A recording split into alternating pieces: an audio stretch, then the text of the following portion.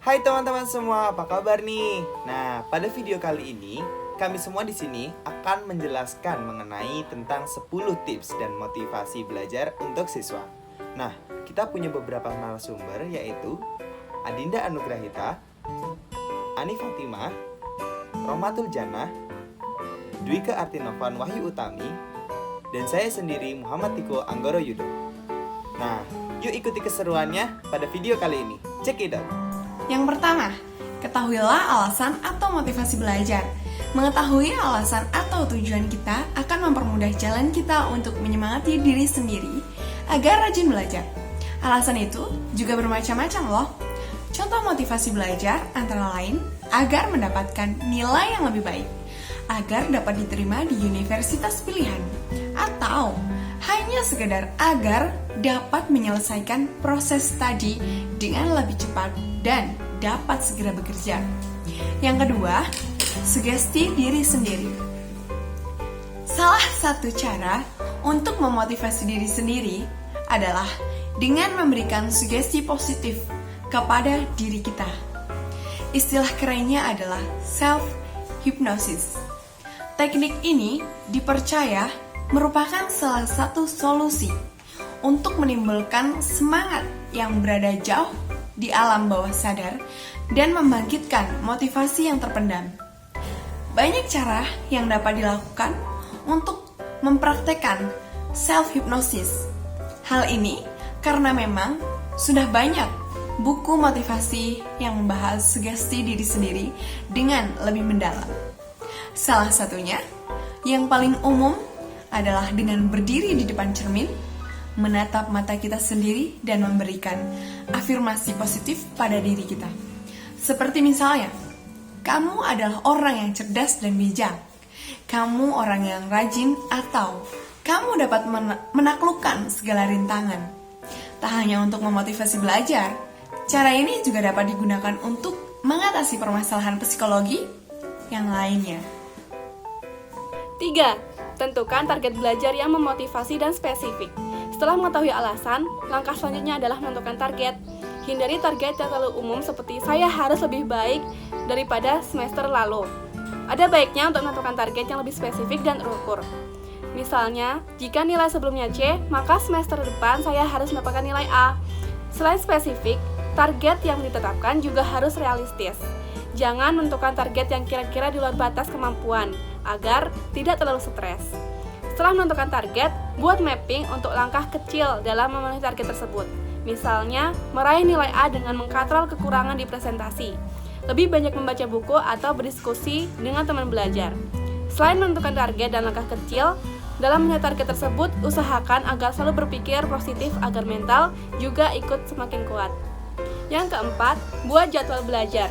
Dengan mengetahui target yang kita butuhkan, maka secara otomatis kita akan mengetahui apa yang hendak dipersiapkan. Buat jadwal belajar yang lebih rinci, dan kalau perlu, jadwal keseharian juga dapat dimasukkan.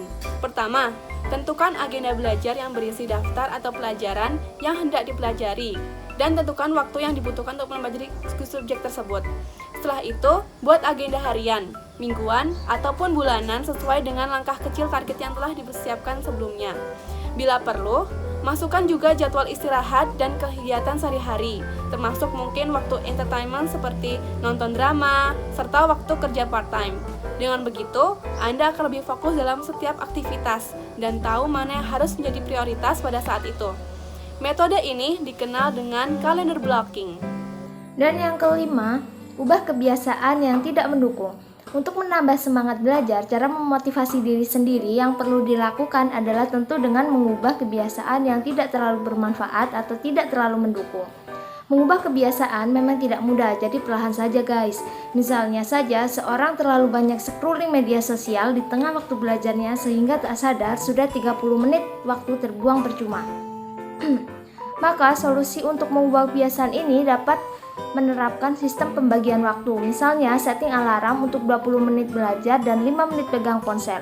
Atau jika tidak begitu, saat belajar ponsel diletakkan di ruang yang berbeda sehingga tidak tergoda untuk memegangnya. Salah satu tips adalah jangan mengubah seluruh kebiasaan dalam satu waktu. Usahakan untuk mengubah satu saja dalam jangka waktu tertentu, semisal 2 minggu. Yang keenam, mulai perlahan namun konsisten. Seperti yang telah disebutkan pada poin sebelumnya, mulai perlahan saja.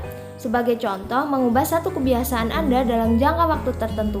Hal ini dimaksudkan agar Anda tidak merasa cepat lelah atau stres karena harus merombak sesuatu secara masif.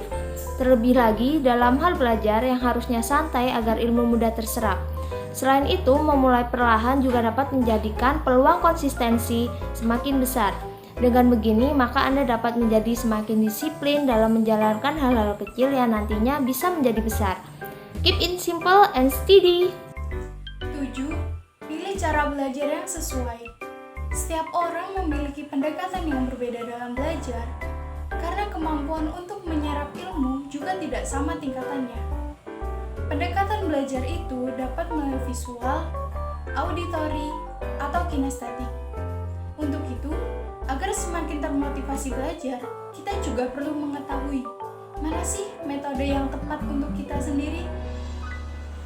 Sebagai gambaran, metode visual lebih banyak menggunakan gambar sehingga model grafik, flowchart, diagram, atau rangkuman dengan tema warna berbeda akan sangat membantu.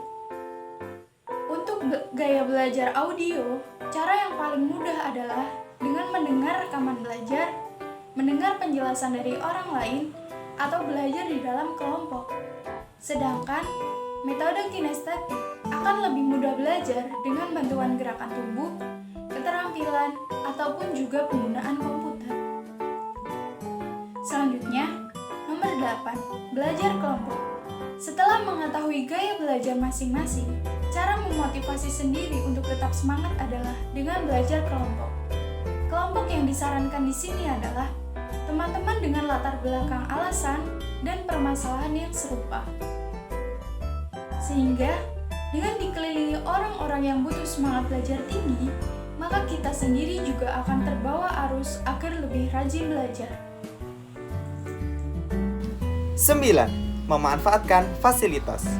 Untuk semakin meningkatkan semangat belajar pada diri sendiri, ada baiknya Anda memanfaatkan fasilitas pendukung yang ada. Beberapa di antaranya tentu diskusi dengan guru, teman, hingga meminjam buku di perpustakaan.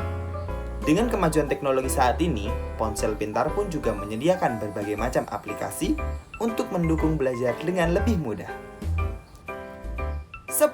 Relax. Faktor penting yang juga tidak boleh dilupakan untuk menambah semangat belajar, tentu saja relax, jangan tegang.